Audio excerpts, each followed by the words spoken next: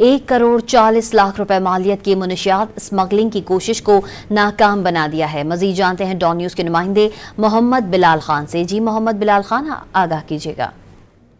जी बिल्कुल, custom enforcement anti smuggling organisation की जानिब से ये कार्रवाई की गई है। बलूचिस्तान से आने वाली गाड़ियों की नकलो हमल पर नजर रखने और मखसूस गाड़ी से तलाशी के अहकाम जारी हुए थे, जिसके बाद सुपर हाईवे के मकाम पर एक गाड़ी को चेक किया गया जिसके रजिस्ट्रेशन नंबर PMS 188 है।